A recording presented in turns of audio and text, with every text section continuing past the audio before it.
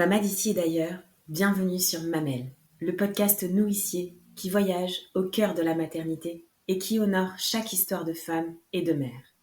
Aujourd'hui, c'est un épisode hors série que vous découvrirez dans le cadre du podcaston, puisque vous le savez peut-être, mais nous sommes en pleine semaine du podcaston. Pendant 7 jours, plus de 300 animateurs et animatrices de podcasts se mobilisent pour mettre en valeur le monde associatif et ses valeurs.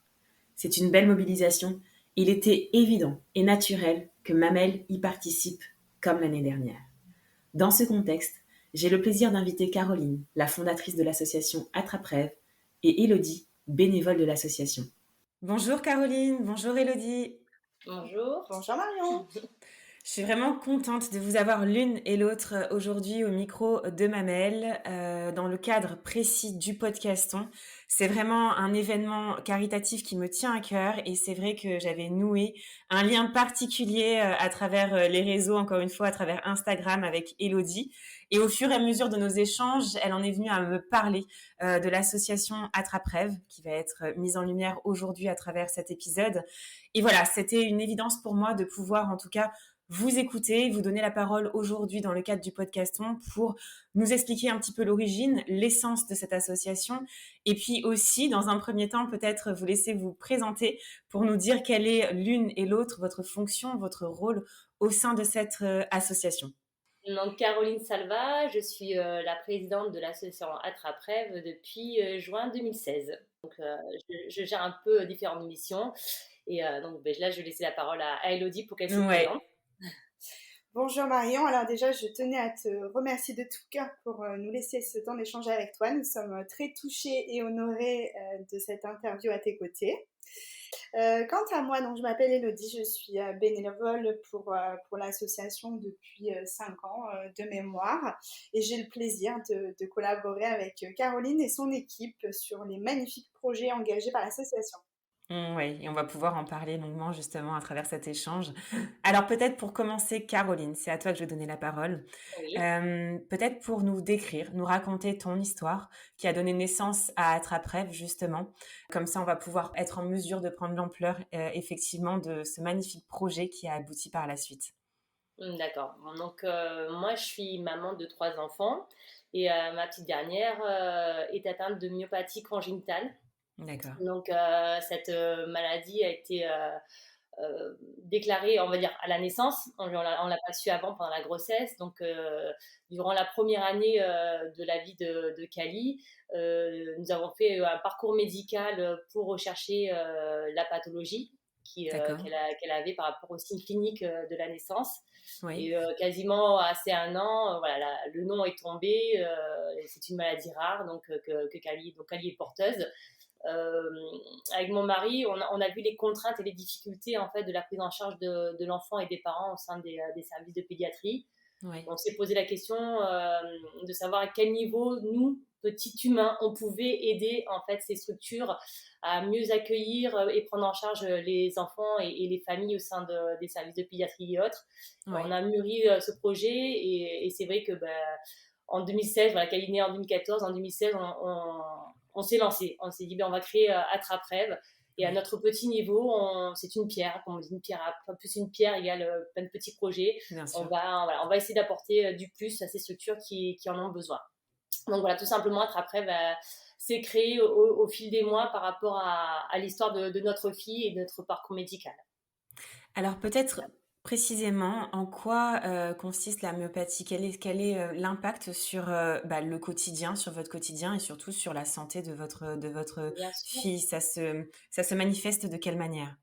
Alors, Kali, il faut savoir qu'elle n'a pas marché avant l'âge de 3 ans. D'accord. Donc jusqu'à ses 3 ans, elle bougeait, elle était assise sur les fesses et elle se déplaçait avec ses moyens. Donc elle a eu en gros 7 opérations depuis sa naissance, voilà, pour le redresser les pieds. Donc la myopathie, ça a eu un impact sur ses pieds qui Oui. sont et toujours malheureusement encore un peu tordus.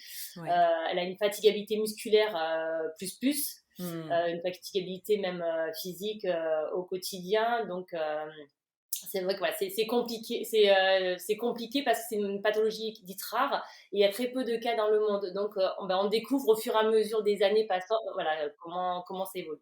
Et dès la naissance, en fait, vous vous êtes rendu compte, enfin les médecins se sont rendus Oui. compte Tout à fait. Il y avait des signes cliniques en fait qui suspectaient cette maladie. Voilà, elle était hypotonique, elle avait les pieds. C'est un peu ouais, je dis tordu parce que c'est plus simple à comprendre. Hein, c'est un terme un peu sinon barbare. Bien sûr. Elle avait plein de signes. Elle était voilà, voilà, il y avait une suspicion de maladie. Et ça Mmh. c'était découvert voilà avec des biopsies musculaires. C'est là qu'on a découvert vraiment la pathologie. Mais elle avait un an quand, au bout de X rendez-vous, le nom est tombé, quoi. Et alors concrètement, le suivi, le quotidien, justement, entre les murs, de l'hôpital, c'est quoi? C'était quoi et c'est quoi aujourd'hui? Alors, les toutes premières années, elle a eu beaucoup d'opérations, des plâtres sur les 2 jambes. Elle a eu des attelles avec des barres pour écarter, Ouais. en fait, ses pieds. Donc ça a été pendant plusieurs années. Là, elle a des attelles de nuque que malheureusement, elle ne veut plus porter parce que quand on a bientôt 10 ans, on commence un petit peu à se rebeller contre Bien tout sûr. le milieu médical parce qu'il y a une sorte d'overdose. Ouais. Kali a eu des séances de kiné, donc elle avait au départ 5 séances de kiné par semaine. On en est plus réduit qu'à une séance par semaine. Maintenant, elle a en plus de l'orthophonie, donc une séance par Ouais. semaine, et elle a commencé des séances d'ergothérapie pour appréhender l'ordinateur pour pouvoir préparer son entrée au collège dans un an et demi. Elle a été en fauteuil roulant pendant un petit moment. Là, à ce jour, elle porte des chaussures orthopédiques. Et bon, Ouais. heureusement que ça a un peu évolué au niveau de l'esthétique, hein, que c'est plus les C'est grosses. vrai. Mais ça reste quand même une chaussure quand même assez lourde. Mmh. Donc voilà, elle porte voilà, des chaussures adaptées pour essayer en journée de redresser les pieds. Donc c'est vrai que ça fait pas mal de choses pour un enfant de 10 ans hein, maintenant. Bien Donc, sûr. mais Mmh. elle a subi, et c'est vrai que par son comportement auprès des médecins et autres, hein, milieux paramédicaux, on sent il y a une overdose. C'est un mot que j'aime bien employer parce qu'il y a un ras-le-bol général, même si c'est pour une piqûre, soigner une dent ou quoi que ce soit.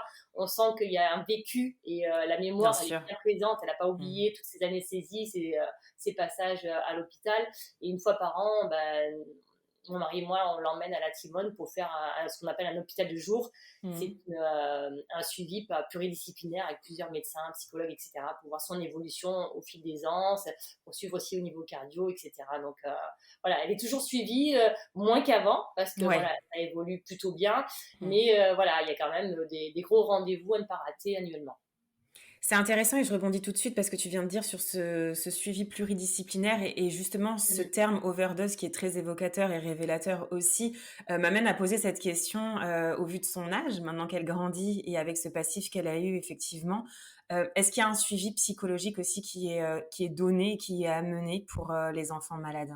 Tout à fait. Donc, une fois par an, elle voit donc une psychologue au sein de l'hôpital de la Timone à Marseille. Ouais, Là, récemment, j'ai une équipe pluridisciplinaire au sein de l'établissement scolaire qu'elle fréquente, pardon, d'accord. et est venue au cours de l'échange avec la psy scolaire, éventuellement, de prendre rendez-vous avec une psy dans le privé, dans le cadre de mon parcours psy par Amélie, parce que Kali, voilà, elle refuse l'aide à l'école par la maîtresse, elle veut se considérer, et elle l'a fait savoir qu'elle veut être considérée comme une enfant dite normale, sans handicap. Donc, je pense que oui, faut que je mette en place. C'est compliqué aussi de trouver une psy disponible. C'est Voilà, sûr. ça c'est Mmh. le problème des spécialistes de nos jours.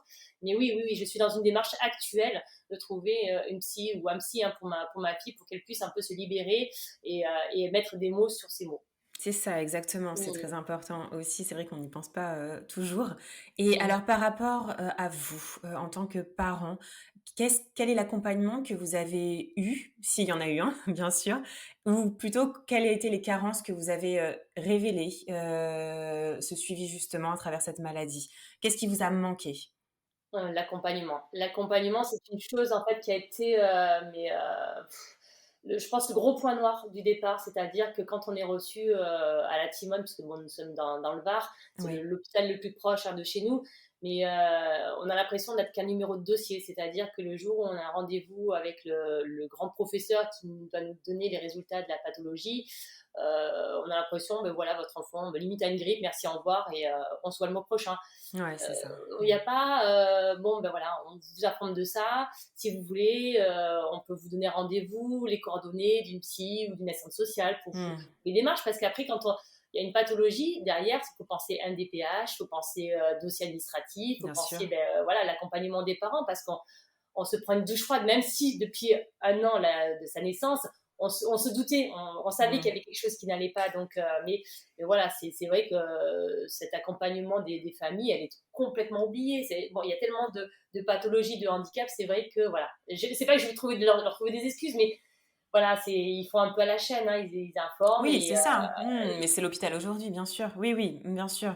Avec les moyens, avec le manque de moyens, de c'est personnel et ça. tout, ça, on en est Ouais. conscient, mais il faut dire quand même que cet accompagnement, il est quand même essentiel, que ça soit pour vous en tant que parents, que pour nos enfants aussi. Et dans le prolongement de ma question, est-ce que tu penses qu'il y a des leviers, en tout cas, concrètement, que l'on peut lever, qui sont à leur disposition et qui peuvent mettre en place? Après, je pense que, je sais pas, parce que mon niveau de la Timone, c'est quand même, j'appelle ça une usine, Ouais, hein, vraiment. médicale. Mais peut-être que oui, faire pas des formations, mais de l'information plutôt, Oui.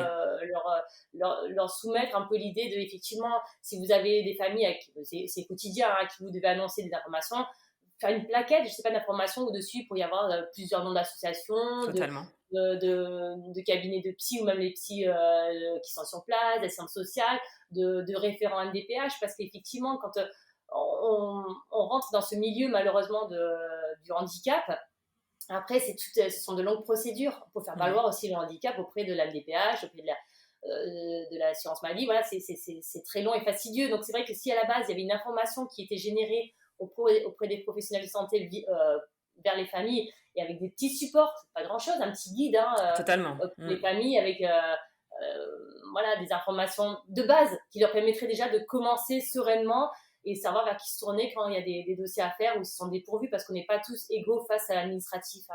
Même moi, des fois, je C'est bug sûr. encore. Donc, voilà. Et puis que visiblement, c'est un combat chaque année pour reconstituer tous les dossiers, notamment sur la MDPH. Je crois que c'est un dossier qui est quand même très compliqué à Mmh. rédiger, Ah oui, le très dossier, alors oui, technique. alors, Elodie a raison. Alors, c'est pas forcément tous les ans parce que ça évolue, entre guillemets, mais c'est vrai qu'à la MDPH, le dossier est à faire tous les 3 à 5 ans à peu près, selon le besoin qu'on a. Donc, moi, Oui. à titre personnel, quand j'ai instruit le dossier MDPH de ma fille, elle était toute petite, elle avait un an ou voilà. Et au départ, j'ai subi un refus en disant que le dossier était prématuré.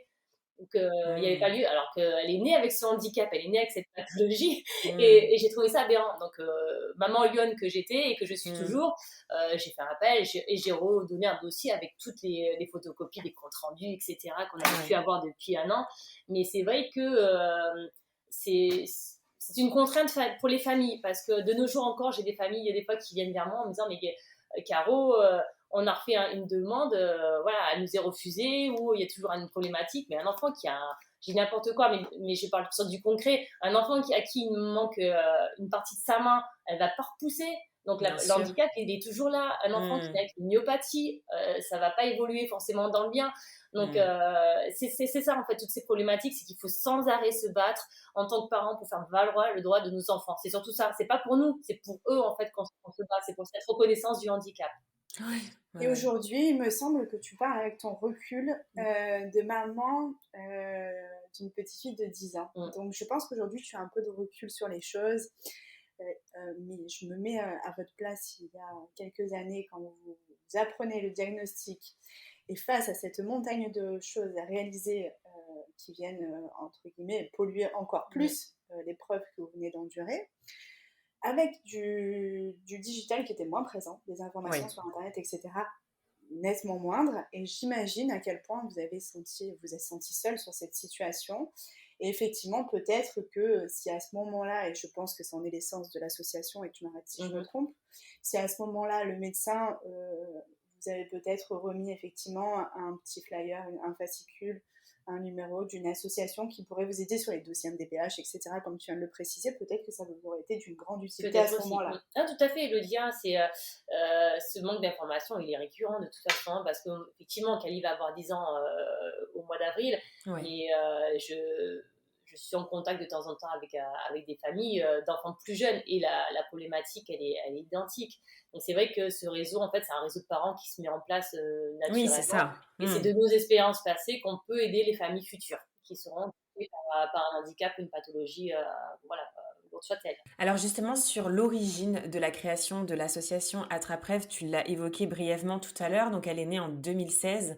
Mais précisément Mhm. sur les actions, comment vous en êtes arrivé à vous dire on va créer une association qui va réaliser les rêves des enfants malades? Quelle est l'essence? Alors moi, je suis titulaire d'un bac médico-social à la base, D'accord. donc j'ai toujours eu cette envie par le passé de vouloir travailler dans le milieu médical. Malheureusement, la vie a fait que j'ai bifurqué sur l'administratif, mais j'ai toujours eu au fond de moi cette envie d'aider mon prochain voilà, et d'apporter du plus. J'ai travaillé aussi 8 ans dans un CCAS, donc auprès de familles en difficulté, familles vulnérables. Oui. Donc voilà. Et avant de créer Attrape-Rêve, j'ai fait quelques mois de bénévolat aussi dans une autre association, mais pour moi qui n'avais pas cette genèse que je cherchais. Et c'est pour ça que de fil en aiguille, avec mon mari, on a réfléchi et on s'est dit, ben non, on se lance, tant pis, on va voir ce que ça coûte, entre guillemets, de se mettre dans une asso. On ne savait pas l'ampleur que ça allait prendre dans le Par futur, la mais suite, ouais. on s'est dit, voilà, moi j'avais trop envie, je trépignais, en fait, je voulais faire quelque chose et je ne pouvais pas rester comme Hmm. ça. Et du jour au lendemain, en fait, hein, on s'est, Ouais. on s'est lancé et puis on a créé en peu de temps l'association. Alors, elle est localisée où? Parce que tu disais tout à l'heure dans le Var, c'était l'hôpital le plus proche, la Timone, mais pour le coup, elle est localisée où exactement Alors, l'association? alors, elle est basée chez nous, à Sifour-les-Plages. Ah, ok, à Sifour, Donc voilà, c'est ça. c'est à proximité de Toulon. Hmm. Alors je parlais il y a des hôpitaux hein, sur l'aire toulonnaise. Ouais. Voilà, je vais pas dire qu'on était en pénurie médicale, mais Non. c'est vrai que la Timone, qui est un grand milieu ouvert sur l'hôpital, pardon, de proximité, qui fait voilà, qui reçoit pas mal d'enfants. Il y a Oui. un gros pôle neuro, voilà, un grand pôle, puis il y a la cancéro, il y a de tout en fait, hein, la Timone. Donc c'est vrai que voilà, c'est l'hôpital pour nous qui a suivi Cali depuis sa Oui, c'est naissance. ça.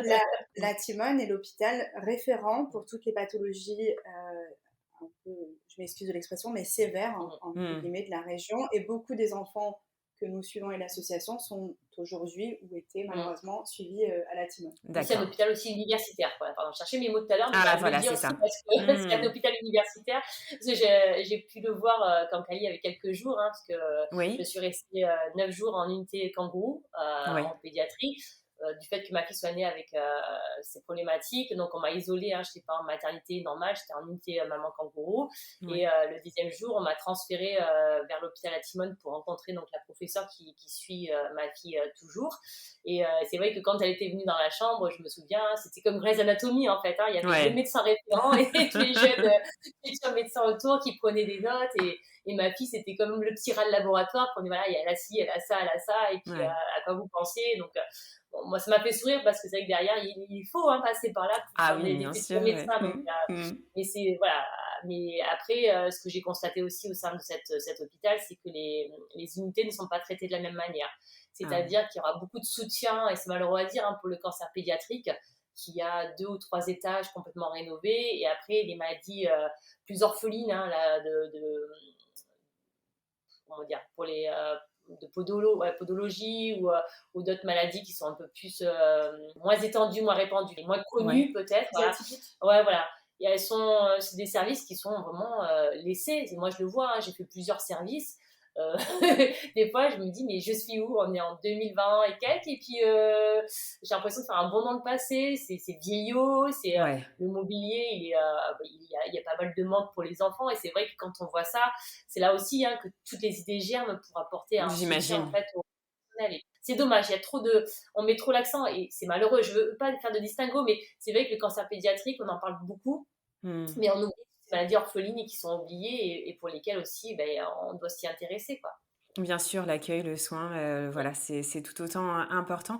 Et pour le coup, Caroline, je me permets de te poser la question maintenant parce que tu as évoqué justement le fait que tu as été transférée, que tu étais pas en maternité.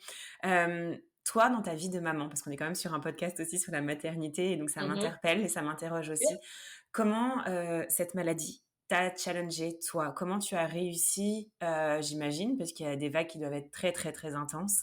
Comment tu as pu surmonter tout ça? Est-ce que c'était uniquement au sein de ton foyer que vous avez pu trouver une force pour pouvoir, continuer, d'avancer? Ou, est-ce que tu as été amenée à aller voir, ailleurs, un accompagnement ou autre pour, pouvoir surmonter, en tout cas, toutes ces épreuves? Ça a été très compliqué. Mmh. C'est très compliqué parce que moi, j'ai pas vu de suite que ma fille avait un problème. Ouais. C'est-à-dire quand elle est née, déjà elle est née par siège, elle est née, ce sont les fesses qui sont sorties en premier. D'accord, ouais. Bon, elle est née par voie basse, mais ce sont les voilà, j'ai Les pas la tête fesses, en premier. ouais. Et en plus, la pauvre, elle avait eu ce qu'on appelle le cordon en bretelle, c'est-à-dire qu'elle a le cordon ombilical qui s'est enroulé de son bras et elle a eu une élongation du plexus brachial en plus. Oh, Donc, d'accord. Mmh. et voilà. Et j'ai eu la délivrance aussi de suite. Il faut savoir que le placenta, tout est parti en même temps. Elle est sortie et ça a Avec tout tout. ensemble, Oui, d'accord. OK. donc, comme tout, après le bébé part, il est nettoyé, etc. Et moi, après, on me l'a mis sur moi, mais j'ai vu que la tête, je n'avais pas le bas du corps. Et en fait, quand je suis retournée en chambre dans l'après-midi, la pédiatre qui a suivi déjà la petite, elle m'avait fait un tableau, mais en disant tout ce qu'elle avait. Et déjà, bon, le baby blue, je pense que je l'ai fait le premier jour. J'imagine, oui. Mmh. J'ai arrêté là, c'est bon, stop. Et quand j'ai vu après ma fille dans son berceau, en fait, j'ai l'impression d'avoir un demi-bébé. Déjà qu'un bébé est recroquevillé, mais avec Mmh. les pieds qui partent vers l'intérieur, le bas de la grenouillère n'était pas rempli. Mmh. Donc, c'était très dur psychologiquement. Je n'ai pas voulu toucher ma fille pendant à peu près 48 heures. Mmh. C'est pas que je l'aimais pas, c'est que j'avais. Je remercie à ce jour encore l'infirmière qui a fait preuve de professionnalisme et qui m'a rentré dedans en Mmh. disant bon, elle est là, madame, ça va, vous vous motivez, vous vous en occupez. Et cet électrochoc, en fait, effectivement, hein, après, je m'en suis occupée, j'ai pris sur moi et j'ai dû porter aussi à bout de bras mon mari parce que c'était pas évident non plus pour un C'est homme. sûr. Mmh. Voilà, je crois qu'en tant que maman, nous, on a l'instinct qui est présent. Pour les papas, des fois, c'est un peu plus compliqué. Donc, j'ai dû porter à bout de bras aussi mon mari pendant quelques mois. Ouais. J'ai dû faire preuve de force. Et puis après, on s'est dit, de toute façon, elle est là. Elle n'a rien demandé. Il faut qu'on y aille. Et j'ai eu la chance aussi dans mon entourage d'avoir des personnes très compréhensives, des personnes déjà Ouais. touchées par le handicap qui m'ont donné des conseils, notamment pour la DPH, pour la LD à 100%. Donc, j'ai pu trouver déjà des conseils auprès de mon entourage. Ce qui est très important, un peu comme une tribu ou un village aussi autour qui a pu aussi vous permettre en tout cas de pouvoir vous épauler à certains moments, c'est ça? Oui, tout à fait, tout à fait. Je pense que j'ai fait jouer mon réseau Ouais, à ce c'est moment-là. ça. Alors pour parler concrètement de l'association, est-ce que, alors Élodie ou Caroline, hein, l'une ou l'autre comme vous le sentez, nous parler des actions à proprement parler que vous mettez en place au sein de Attrape-Rêve? Alors, moi, si tu me permets, Ouais. j'aimerais revenir sur un petit point. J'aimerais revenir sur ma rencontre avec Caroline, qui est quand Ah même assez oui, atypique, oui, oui, qui est assez atypique, mais en même temps, je me dis qu'il n'y a jamais de hasard dans la vie. non, J'ai toujours œuvré dans le domaine associatif, c'est quelque chose voilà, qui est en moi et qui m'anime. ouais. Euh, j'ai rencontré Caroline par le biais du monde professionnel. Donc Ouais. Caroline m'a prospecté dans mon cadre professionnel. Il faut savoir que je ne peux pas me permettre de recevoir toutes les personnes qui me sollicitent pour des demandes de partenariat, de sponsoring, puisque malheureusement, nous avons tellement de demandes chaque jour que je passerai mon temps à recevoir toutes les personnes qui me convoitent. Donc en général, je n'octroie pas de rendez-vous physique, en tout cas, avec ces personnes-là. Ouais. Et Caroline m'appelle un jour et je ne sais pas, peut-être le feeling, je ne sais pas, une petite voix qui m'a guidée et où Ouais. j'ai dit à Caroline, bah, écoutez, volontiers, je vous attends à telle heure dans mon bureau. Donc on s'est rencontrés dans l'univers professionnel. Caroline m'a expliqué leur parcours, m'a expliqué la création de l'association, la genèse, comme elle vient de le faire également. Et quand Caroline est partie de mon bureau, j'ai regardé un petit peu leur site internet. Et là, alors j'ai eu quand même un petit peu l'aspect entre guillemets business qui m'a Mmh. traversé l'esprit, où je me suis dit, ces parents, face à l'annonce difficile et toutes les épreuves qu'ils ont endurées, ont trouvé la force nécessaire pour monter une association, pour aider les autres, Mmh. quelques mois après, enfin une poignée de mois après ce qu'ils venaient de traverser. Mmh. Et réussissent avec leurs petits moyens, Caroline dit toujours ceci, je la cite, leurs petits moyens, leurs petites connaissances, leurs petits pouvoirs entre guillemets, à réaliser environ, à l'époque, 25 000 euros, alors je vais dire le chiffre d'affaires, c'est pas réellement ça puisque c'est une association caritative, mais à générer 25 000 euros par an de revenus, de fonds récoltés. Et je me suis dit, incroyable, Ouais. incroyable. Le Mmh. marketing digital n'était pas développé comme aujourd'hui. Mmh. Je me suis dit, ces gens sont extraordinaires. Mmh. Donc, j'ai rappelé Caroline en lui disant: «Écoutez, malheureusement, professionnellement parlant, je ne vais pas pouvoir vous aider, à mon grand regret. Toutefois, si vous êtes OK et si vous en éprouvez le besoin, je serais ravie de rejoindre vos équipes en tant que bénévole Mmh. de l'association Attrape-Rêve». Et c'est ainsi que j'ai rejoint les 10 bénévoles, entre guillemets, que nous sommes Ouais. officiellement dans l'association. Il faut savoir aussi qu'effectivement, nous sommes tous salariés, nous sommes tous en poste. Oui.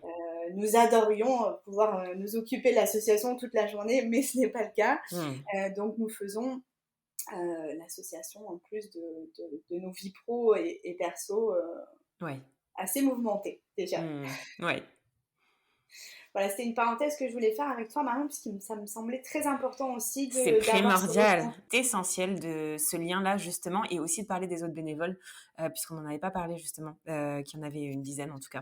Et puis alors peut-être, bah, pour poursuivre, de toute façon je t'avais déjà posé la question Élodie sur les actions. Je pense que tu peux développer maintenant les actions que vous mettez en place. L'association Attrape-Rêve, nous œuvrons essentiellement de Toulon et l'aire toulonnaise à Aix en passant par Marseille. Donc ça, c'est la zone géographique sur laquelle nous intervenons essentiellement.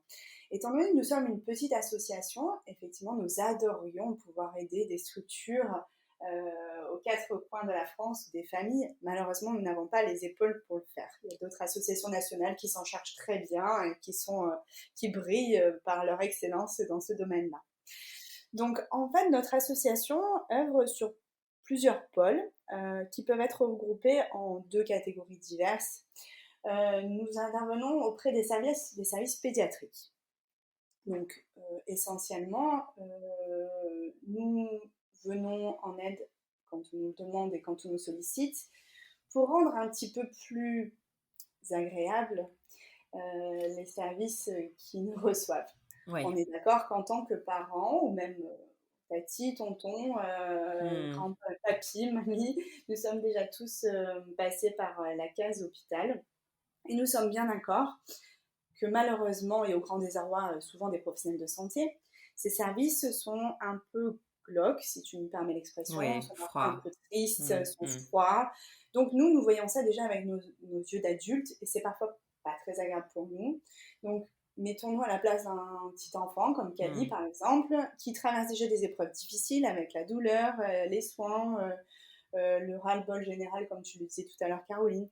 Et en plus, qui se retrouve dans un endroit lugubre et un peu effrayant, clairement, C'est hein, ça, toute évidence. clairement. Mmh. Pour ma part, on a fait un épisode d'une semaine à l'hôpital avec ma fille, avec une toute petite pathologie de rien du tout. Et j'étais très heureuse, même moi, de pouvoir bénéficier avec ma fille d'une petite structure où elle pouvait aller bouquiner, où elle pouvait aller jouer avec des petits jeux en C'est bois, évident. etc. Mmh. Et puisque c'est évident pour toi, pour moi, pour Mmh. Caroline, pour tous ceux de l'association, mais c'est pas évident pour tout le Et monde oui. malheureusement, puisqu'en fait les professionnels de santé, les structures n'ont plus les moyens et les budgets octroyés pour ce genre de choses, malheureusement. Et c'est là où Attrape-Rêve intervient en partie. Nous venons financer tout ce qui peut aider les services pédiatriques, les urgences pédiatriques, à être un petit peu plus agréables et accueillantes pour les enfants, et Mmh. pour adoucir un petit peu leur parcours de santé qui est difficile. Donc ça peut être par des jeux, ça peut être par du mobilier, des fauteuils, des canapés, des cadres avec des petits personnages de Disney, ou en tout Ouais. cas des petits personnages un peu sympas, des couleurs, malheureusement aussi avec parfois un petit peu de l'équipement autre. Caroline, tu peux rajouter à dire? Il y a des spectacles, souvent pour Noël, et puis quand on a les bénévoles et les demandes, des défilés avec nos personnages. Parce qu'on a des costumes, hein, il faut s'en Ouais, acheter des trop costumes. bien. Oui. Donc voilà, il y a aussi rendre visite de temps en temps avec des bénévoles, voilà, pour faire un petit défilé au sein des services, dans le hall. Voilà, on essaye un petit peu de satisfaire les enfants qui sont sur ce temps-là présents à l'hôpital. Donc ça leur fait un petit peu de couleur et puis de joie sur l'après-midi. C'est sûr. Alors, effectivement, pour rendre un peu plus agréable ce parcours hospitalier, nous envoyons effectivement nos mascottes préférées avec nos personnages de Disney, C'est ça. Team Disney chez nous. Donc, vous pouvez rencontrer Mickey, Minnie, Pat Patrouille, Co et si vous avez un petit peu de chance, Spider-Man Oui, dans les couloirs de l'hôpital. Dans les couloirs de l'hôpital, dans les chambres, quand les enfants ne ouais, peuvent pas se déplacer. Et nous adorons toujours faire un petit coucou par les urgences pédiatriques pour aller voir ces enfants qui sont tous stressés. Et mais par oui. magie, c'est vraiment ça, hein, la magie. Par magie, quand Mickey et Minnie, un succès fou, il ne faut pas l'oublier, arrivent, les enfants, malgré leurs souffrances, leurs douleurs, leurs inquiétudes, sourient instantanément. Les parents Mm. aussi d'ailleurs. Oui. Même les mamans adorent faire une photo avec Spider-Man, on l'a déjà vu plusieurs fois dans les hôpitaux. Ça ne m'étonne pas, Et c'est des les films grands de enfants. l'âge. Bah oui, bien sûr, Voilà. ça ranime l'enfant intérieur. Exactement.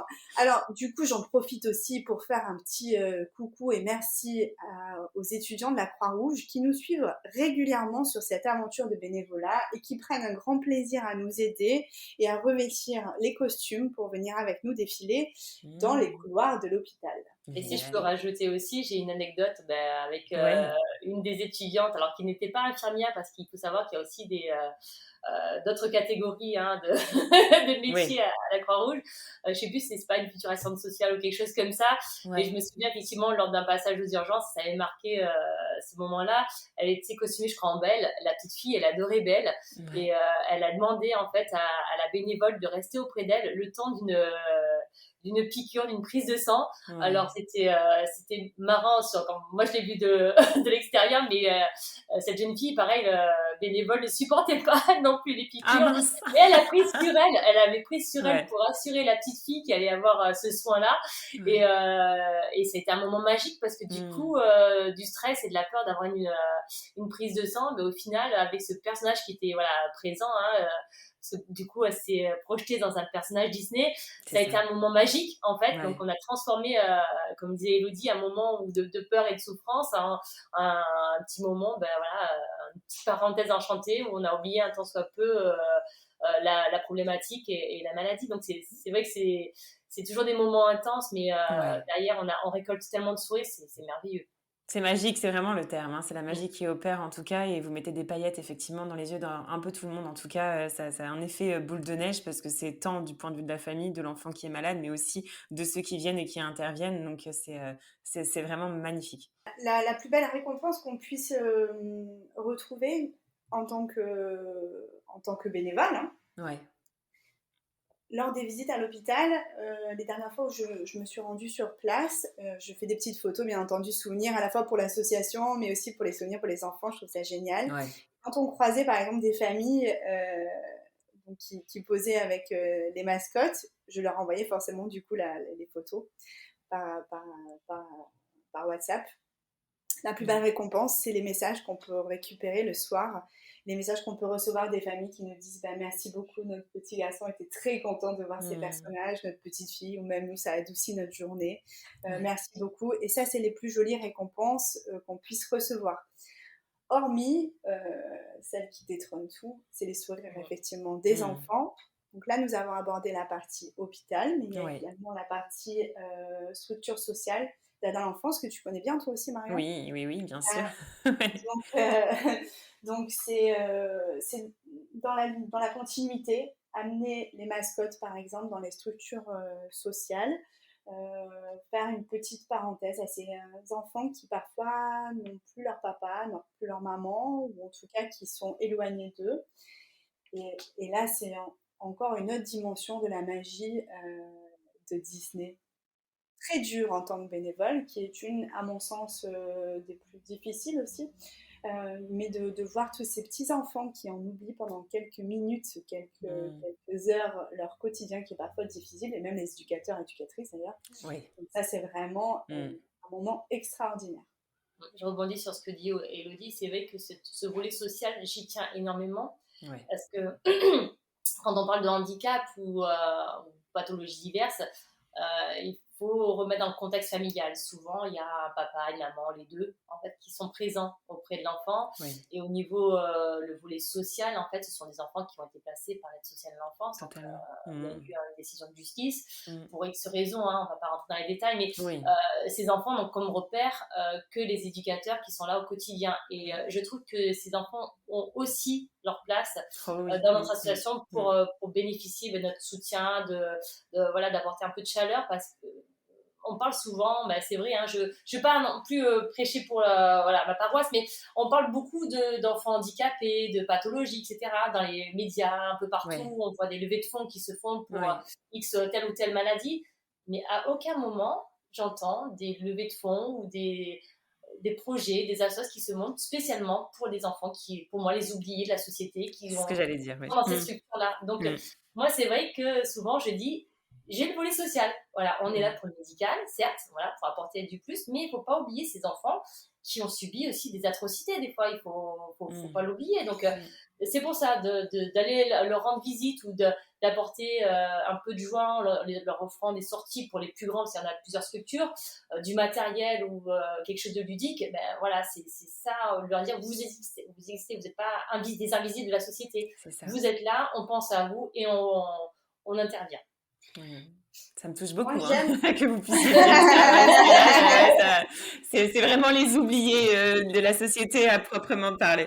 Moi, j'aime à dire qu'on œuvre pour les enfants malades et ou différents. Voilà, je me parle très rarement d'handicap, mais et ou différents. Je trouve que le terme, effectivement, est plus approprié. Récemment, nous avons aidé un service d'un hôpital pour les enfants qui connaissent des incestes amicaux Oui. dans la famille. Donc, nous avons offert du matériel à cette unité. Et clairement, là, on parle d'enfants différents. Oui.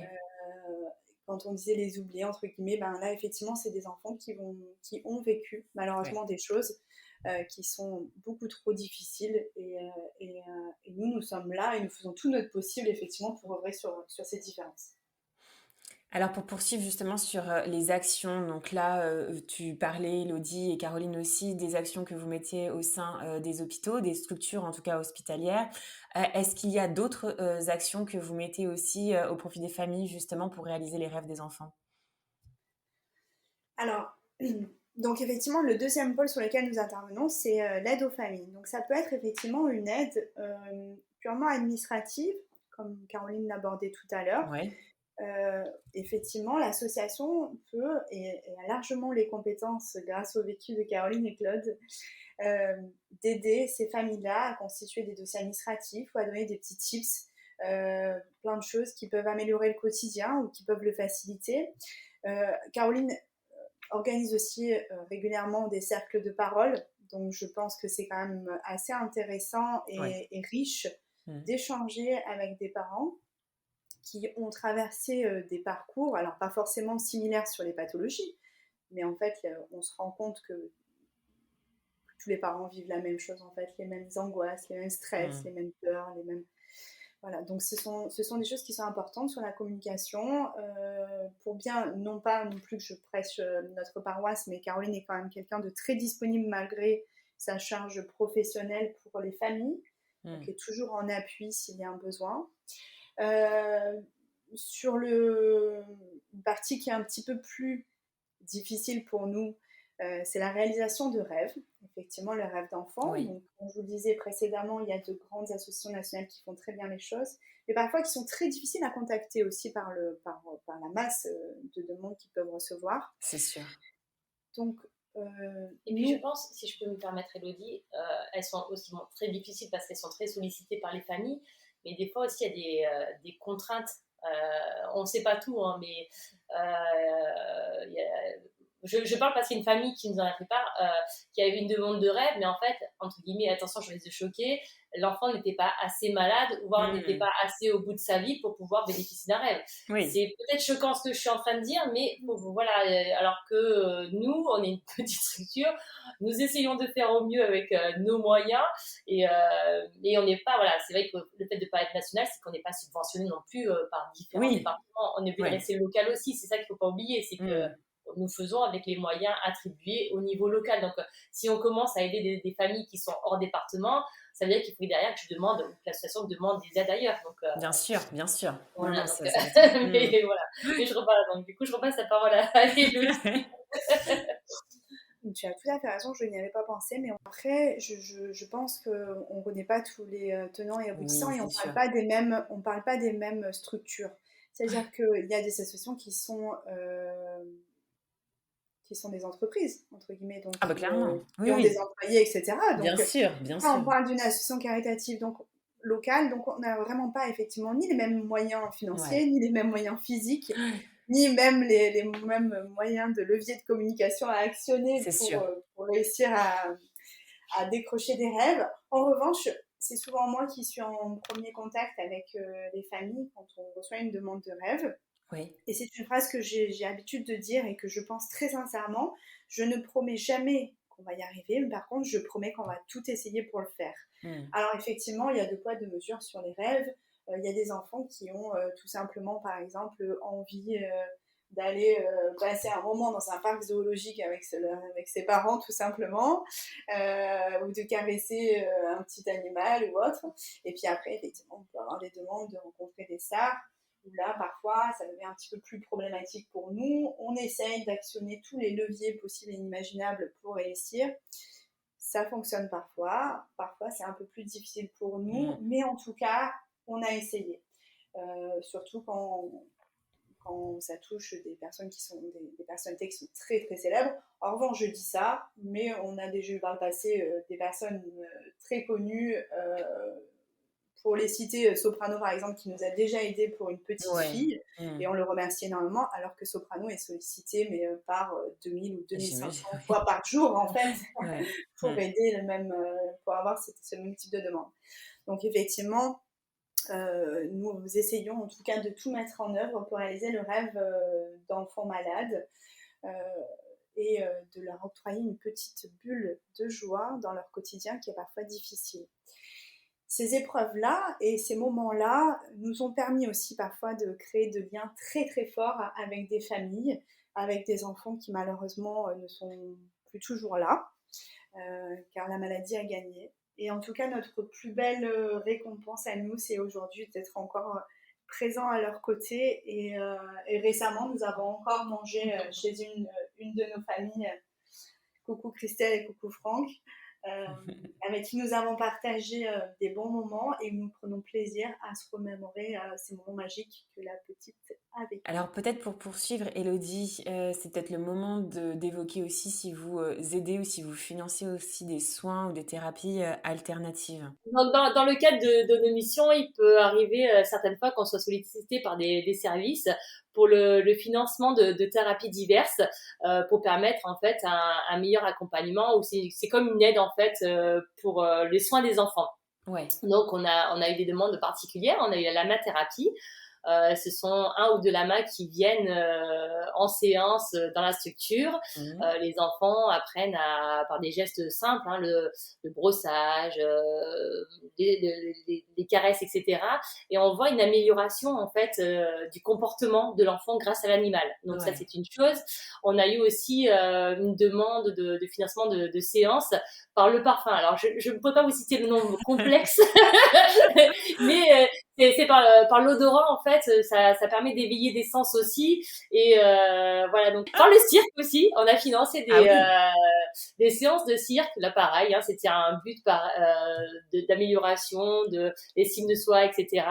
On avait financé aussi du matériel Snozellen qui permet aussi aux équipes éducatives de travailler sur la confiance, sur le toucher, sur tous les sens en fait qu'un enfant peut mettre en éveil. Ouais. Et c'est vrai que ce sont des petites thérapies comme ça qui nous sont demandées de temps en temps, mais toujours pareil dans un cadre d'accompagnement de l'enfant au mieux-être. C'est ça, hein, super intéressant aussi, effectivement. C'est très bien. Elodie, est-ce que tu as quelque chose à rajouter sur ce que vient de dire Caroline? Alors effectivement, et j'aime beaucoup ce petit onglet sur tout ce qu'on peut mettre en place et qui peuvent aider les enfants et qui sont effectivement des médecines un petit peu parallèles, entre guillemets, Ouais. qui peuvent adoucir leur quotidien. En revanche, j'aimerais effectivement qu'on souligne qu'une séance par exemple, une année de lamathérapie dans un centre qui nous a sollicité, Le devis s'élève à 9 000 euros. 9 000 euros pour une association caritative comme la nôtre, c'est énorme. Je vais grossir un petit peu le schéma, mais c'est grossièrement un tiers des fonds qu'on peut soulever sur une année. Donc, effectivement, nous prenons un grand plaisir et un grand bonheur à voir la joie de ces enfants. Le centre dont je fais allusion reçoit beaucoup d'enfants polyhandicapés. Donc, le sourire extraordinaire de ces enfants devant l'approche de l'animal, c'est vraiment féerique. Mais malheureusement, pour des raisons financières, nous ne pouvons pas octroyer autant de budget que ce que nous souhaiterions. Pour notre part, on fonctionne clairement avec des dons de particuliers ou d'entreprises, des gens qui nous font confiance. On a une campagne Hello Asso, donc les gens nous font un don. En plus, on a, par le biais de nos actions, on a été reconnu d'intérêt public, donc nous avons la possibilité de faire des reçus fiscaux. Donc effectivement, il y a des gens effectivement qui en bénéficient et bien tant mieux. Nous organisons également des manifestations est-ce que je vais dire sportive, puisque c'est en général des tournois de pétanque? Oui. Hein, oui, bien sûr, c'est un sport, mais oui. Surtout dans le sud. Donc, nous organisons des manifestations, effectivement, qui nous permettent de relever des fonds. Par exemple, dans le sud, nous avons la tradition de faire pousser du blé à l'approche de Noël. Donc, oui. Nous préparons les petits sachets de blé avec les bonnes âmes volontaires et bénévoles pour participer à ce projet et nous les vendons dans les commerces qui veulent bien nous aider à mener à bien cette action. Ouais. Et puis, effectivement, nous avons la chance aussi parfois d'avoir d'autres associations qui peuvent nous venir en aide. Je pense par exemple notamment au Rotary, par exemple, qui nous aide régulièrement à organiser des manifestations pour nous. Ou plus récemment, nous avons une association de jeunes dirigeants d'entreprise de l'Aire toulonnaise, le Cercle Varois, qui a organisé, et merci de tout cœur, une magnifique soirée caritative dans un domaine vinicole et qui nous a permis d'obtenir des fonds extraordinaires qui permettre de mener à bien beaucoup de projets sur l'année 2024 et 2025. Super intéressant justement ce que tu viens de rajouter, Élodie. Alors peut-être nous dire où est-ce qu'on peut vous retrouver sur le net, sur la toile en tout cas, pour pouvoir découvrir, adhérer à l'association ou peut-être faire un don. Par quel biais on peut justement se rapprocher de vous? Alors tout simplement, vous pouvez nous joindre sur notre site internet, nous envoyer un mail, nous rejoindre sur Instagram ou sur Facebook et nous ferons un plaisir de répondre à toutes vos demandes, que ce soit effectivement pour nous poser des questions. Si vous êtes une famille et que vous avez un enfant qui est malade ou différent, mais avec grand plaisir, contactez-nous, on pourra échanger à ce sujet.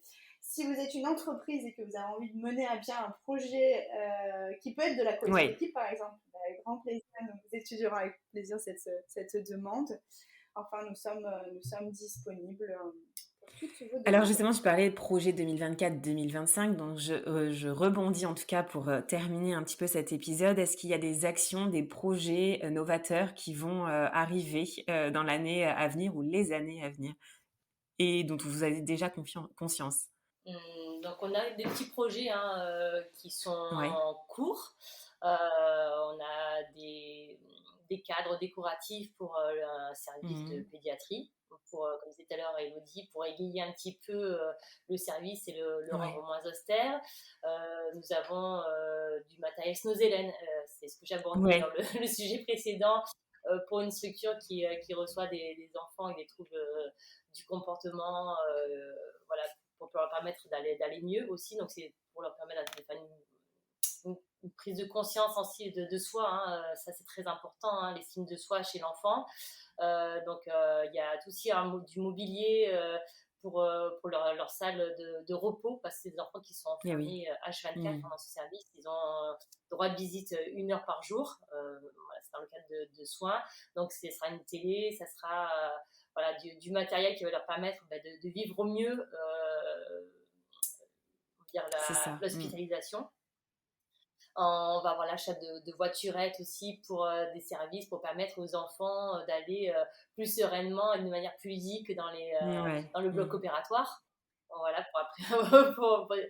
C'est vrai, ça évite, hein, je vais faire la parenthèse, mais ça évite de prendre Bien des sûr. cachets Bah pour un oui. petit peu mettre Bah dans les ouais. choux. Là, c'est de prendre la petite voiture, de dire allez, Bah on y oui. va, Mmh. on prend la petite voiture, on va au bloc, Bah ouais, c'est c'est plus carrément fun. plus ludique, c'est sûr, ouais. Donc, Mmh. voilà, il y a, donc il y a ce volet-là. Après, on a un gros projet avec une clinique de l'aire toulonnaise qui a pour but de créer une aile pédiatrique n'existant pas dans cette clinique.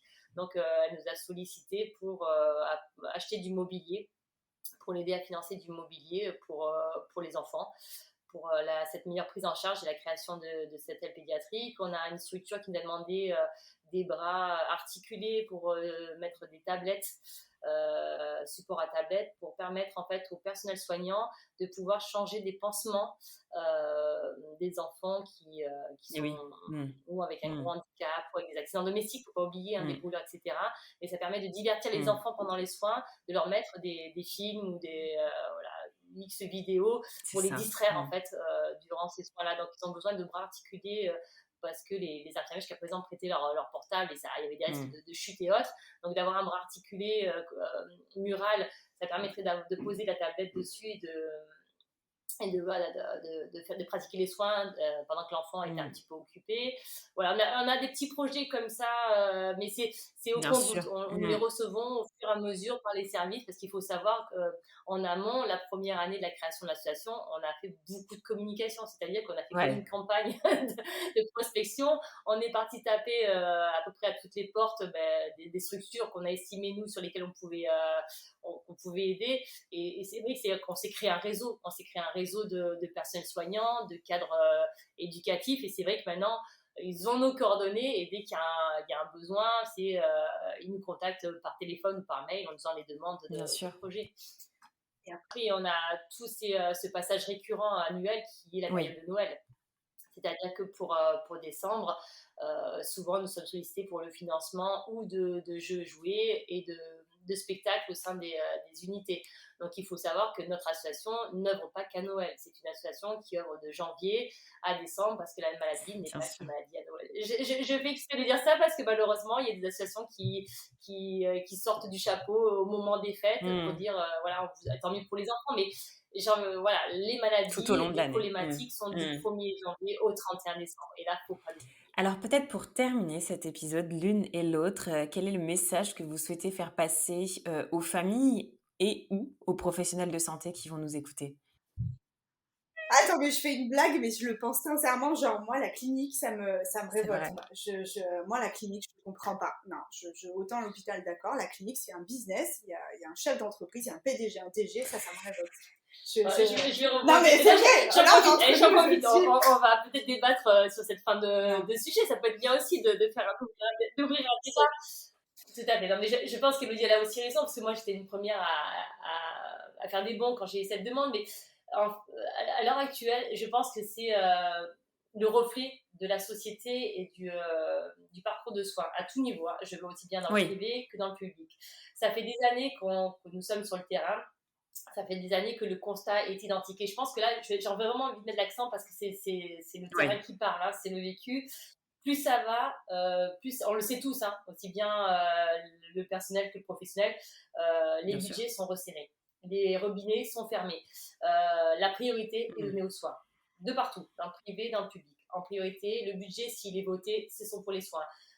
Elodie, elle a bien dit tout à l'heure, c'est-à-dire que tout ce qui est partie ludique, animation ou autre, pour la prise en charge, c'est vraiment du secondaire, voire Mmh. du tertiaire. C'est-à-dire que même pas, on a une infime enveloppe dessus. Et l'enveloppe, elle peut être mangée les crédits peuvent être bouffés Ouais. en un mois parce qu'ils sont infimes. Et maintenant, si on commence à avoir du privé qui nous toque, c'est que le système de santé Mmh. va très mal. C'est, voilà, qu'on soit sollicité par du public, on l'a acté depuis des années. On sait très bien que dans le public, le système de santé va mal, il y a la crise sanitaire, il y a plein de choses qui rentrent en compte. Mais maintenant, en plus, les cliniques privées nous sollicitent, ça va très très mal. Et malheureusement, tant qu'on peut, on va dire, si on a des bienfaiteurs, etc., sur ces projets, qu'on peut le faire, on le fera. Mais le jour où toutes ces associations qui prennent place de l'État, parce que c'est ni plus ni moins ça, c'est des associations qui prennent place de l'État et qui vont financer du matériel ou autre qui ne devrait pas être financé par des associations. Et j'entends très bien qu'on ait des grosses interrogations, mais si on ne le fait pas nous, les prises en charge des enfants seront moins bien. Tant C'est qu'on peut le ça. faire, on le fait. C'est dans l'intérêt de l'enfant et dans l'intérêt des équipes qui. Mais je comprends très bien, et le débat, on peut le lancer. Si on peut faire même un sondage, si vous voulez, êtes-vous pour ou contre le.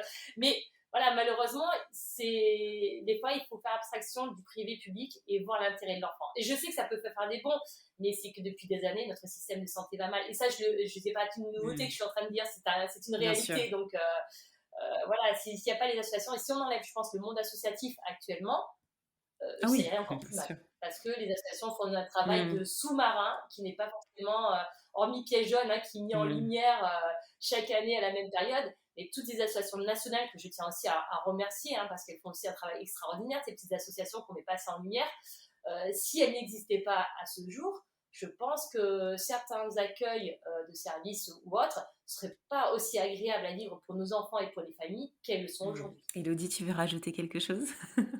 J'ai tendance à entendre souvent Caroline, et elle a raison. Parfois sur des demandes que nous recevons que je trouve assez injustes d'être financées par notre association, Caroline a tendance à me répondre: concentrons-nous sur les enfants qui vont bénéficier. Et c'est exactement ça. Et effectivement, c'est dans ce sens. Il faut savoir quand même que chaque projet qui est reçu par notre association est étudié quand même par le comité de direction, comment on appelle conseil ça, conseil d'administration de l'association, et nous votons les projets sur lesquels nous allons répondre favorablement ou pas, en fonction du budget et de la stratégie de l'entreprise, bien entendu. Et si je peux me permettre, et là je m'avance un peu, mais pour ce projet-là de la clinique, en même temps, Élodie, elle va découvrir, je ne sais pas si elle en a eu vent pour mon mari, mais on a peut-être un bienfaiteur qui voudra prendre en charge le projet. Donc, du coup, ça n'impacterait pas les fonds de l'association, mais voilà, grâce à cet intermédiaire-là, il n'y aurait plus trop de polémique du privé-public. C'est-à-dire qu'il prendrait. Alors moi, je suis comme Saint-Thomas, vous savez, tant que je ne vois pas le chèque, les fonds sur notre compte. Mais il se pourrait, voilà, je mets des petites pincettes, qu'on a été contacté par une personne qui, semblerait-il, ait des fonds propres qui veulent faire être bienfaiteur. Donc notre porte est grande ouverte et on a ce projet-là qui attendait un aval. Et je pense comme ça, il n'y aura pas de polémique et on ne fera pas. Voilà, le privé public, il sera financé intégralement par une personne extérieure. En fait, à notre niveau, je me dis qu'effectivement, des projets qui sont monumentaux comme celui-ci représentent pour nous une année, voire plus de levée de fonds, en fait. Et du coup, je trouve ça effectivement dommage de se concentrer sur un seul projet, alors qu'on pourrait aider plusieurs établissements. C'est plutôt en ce sens-là où je voulais dire. Caroline, il y a quelques années, s'est battue, et d'ailleurs c'est comme ça qu'on s'est connus, pour un gros projet qui a vu le jour, surtout même deux, effectivement, et effectivement qui sont vraiment historiques dans notre association. Je vais te laisser en parler, Caroline. En fait, j'ai la raison, je me suis battue pour avoir des fonds pour pouvoir financer une aire de jeu inclusive, parce que l'inclusion, en fait, c'est une chose, c'est un mot qu'on emploie très peu, ou qu'on va employer pour faire joli dans des textes ou ailleurs. Et donc, dans une structure qui reçoit des enfants handicapés ou qui sont en rééducation fonctionnelle, il n'y avait rien, en fait. Hormis un beau gazon, une vue sur la mer, etc., il manquait quelque chose. Et a germé l'idée de leur offrir une aire de jeu inclusive. Alors, c'est très complexe parce que c'est particulier, c'est technique, il faut des sols aux normes, tout doit être normé, c'est très contraignant, ça a un coût, parce qu'il faut savoir, et comme pour cette aire de jeu, comme pour tout matériel, dès qu'on met le mot médical ou handicap dessus, les prix, c'est faramineux, ça aussi, il faut l'entendre, c'est pas du prix public, de suite on passe à des tarifs très importants, en fait, Et du coup, le projet a mis pratiquement 4 ans pour voir le jour. J'ai réussi à lever les fonds, à trouver un prestataire qui a bien voulu faire les sols, un prestataire pour l'aire de jeu. Et il y a 2 ans, en février, donc tout juste, on a inauguré donc, une aire de jeu inclusive avec une balançoire qui permet aux enfants en fauteuil roulant de pouvoir se divertir. Et ça a été effectivement une grande fierté pour la bataille menée pendant des années, de pouvoir leur livrer une aire de jeu accessible à tous. C'est-à-dire qu'il y a pour les fauteuils, il y a une cabane pour les enfants qui veulent faire du toboggan, il y a un petit jeu à ressort, il y a des jeux muraux pour les enfants, s'ils sont en fauteuil, ils peuvent jouer aussi. Donc c'est vrai que c'était en sorte de Ouais. mélanger tous les types Mmh. d'enfants, aussi bien les plus jeunes que les ados, s'ils étaient en fauteuil, Mmh. pas en fauteuil. Et là, pour moi, le moins que besoin Totalement. a tout son sens. Mmh. Voilà. Et c'est vrai que ça a été un gros projet, ça a été notre plus Ouais. gros, je crois, projet qu'on ait porté depuis la création, mais voilà, l'espoir a permis qu'on tienne le coup et qu'on le mène à terme. Terminer sur ce terme-là, inclusion, effectivement, qu'on entend un peu, parfois, un peu partout et sans en prendre la teneur et le sens, c'est vrai que c'est assez important, en tout cas, à mon sens aussi. Alors, je ne sais pas si c'est un dernier message que vous voulez, faire à travers, cette, inclusion ou en tout cas ce message sur la clinique privée, publique. Mais, voilà, je vous laisse la parole si vous voulez terminer chacune avec, un dernier mot. Alors moi, je vais commencer par te remercier Marion pour nous avoir octroyé cette interview avec toi. Nous mettre en lumière, c'est vraiment très flatteur pour nous et ça nous aide énormément. Donc si effectivement j'avais un appel à faire à toutes les personnes qui sont communicantes, Mmh. avec grand plaisir, nous aimerions que vous Mmh. diffusiez nos messages. C'est ce qui est le plus important pour nous. Pas seulement pour les levées de fonds, mais aussi pour récupérer des Et familles qui oui. sont dans le besoin et qui n'osent peut-être pas Mmh. venir vers nous, ou effectivement sensibiliser des professionnels de santé à parler de nous. N'hésitez pas à donner vos coordonnées, notre site, notre Insta, peu importe. Mais effectivement, dites à ces familles que nous pouvons être à leur côté s'ils en éprouvent le besoin et nous ferons avec grand plaisir. Et merci à tous ceux qui nous font confiance chaque année, que ce soit des particuliers, des professionnels, les associations. Merci à tous pour ce petit moment Merci partagé. Elodie. Caroline, je ne sais pas si tu voulais terminer avec un dernier mot ou pas? C'est Oui, pas, elle a tout dit. je pense que là on a Ouais, elle a très bien parlé. Elle a très, très bien parlé. Moi aussi, donc, je vous remercie d'avoir pris le temps de nous octroyer voilà, ce temps de conversation, d'avoir vu en amont tous les projets que nous ont. Et voilà, merci pour ce soutien, parce que mine de rien, c'est un énorme soutien que vous nous faites aujourd'hui. Euh, et c'est vrai que les familles, on a envie de leur dire venez vers nous, n'ayez pas peur. Souvent, elles sont isolées. Je sais, parce on le vit quand on a un enfant en situation de handicap, on se met dans sa bulle, on est dans son train-train, métro, boulot, dodo. Mais là, c'est école, kiné, ortho, etc., tous les soins. Donc, à la fin, on s'en oublie en tant que parent, on oublie des fois qu'il y a une fratrie, on oublie plein de choses, on est focalisé sur malheureusement l'enfant qui a des problèmes de santé. Et vous n'êtes pas seul. Il y a beaucoup de familles qui sont passées par là. Notre association, elle peut vous aider, même si c'est pas grand-chose. Une sortie, quelque chose qui peut vous faire une parenthèse. Voilà, des sorties, on en fait aussi de temps en temps grâce à des partenaires dans l'année. Voilà, il faut pas avoir peur de pousser notre porte. De nous poser des questions, on sera d'une oreille attentive. Et puis pour les professionnels, voilà, nous sommes là pour vous aider à mieux prendre en charge les enfants.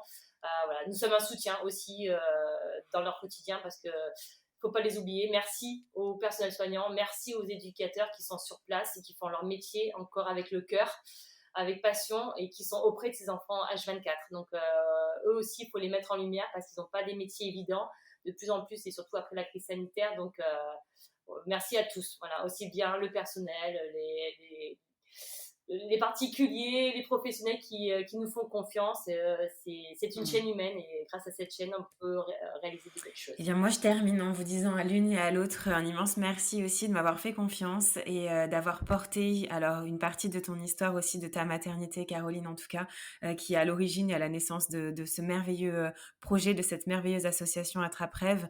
Merci en tout cas aussi d'œuvrer auprès de tous ces enfants, de toutes ces familles, de tous ces professionnels, pour mettre un peu de paillettes et de magie dans ce quotidien et dans cette vie. Voilà, vraiment du fond du cœur, je suis ravie et honorée d'avoir pu transmettre un petit peu de votre histoire et de laisser votre empreinte aussi à mon micro dans ce cadre précis du podcaston. Donc voilà, je ne peux que relayer et vous soutenir par la suite pour que votre association permette en tout cas à toutes ces familles de se sentir moins seules, parce qu'effectivement, je pense que la solitude est un bien grand mal aussi dans cette traversée de la maladie. Donc voilà, merci infiniment d'avoir pris de votre temps à l'une et à l'autre pour ce Merci à vous. temps-là qui est à mon sens indispensable. Merci à toi Marion, passe une très belle journée et merci Merci, à encore. bientôt à Merci l'une et à beaucoup. l'autre. Au plaisir. Mama. Merci pour ta fidélité et ton écoute si précieuse pour moi et toutes les mamas auditrices. Si tu as aimé cet épisode, n'hésite pas à t'abonner, commenter, liker mon podcast, mais aussi à t'abonner à mon compte Instagram Mamelle le podcast pour y retrouver les moments phares des épisodes et bien plus. Mamelle, c'est aussi un site internet, mamelle.fr, où tu retrouveras des informations précises sur les différentes façons d'incarner sa maternité, mais aussi une boutique en ligne où tu pourras t'offrir ou offrir un coffret envoûtant, original, avec des trésors venus d'ici et d'ailleurs. Alors n'hésite pas à parler de Mamelle autour de toi. Cet épisode est terminé. Je te dis à très vite pour un nouvel épisode, mais en attendant de se retrouver, maman n'oublie pas, ta maternité t'appartient. Elle est un univers aussi merveilleux que le monde à explorer.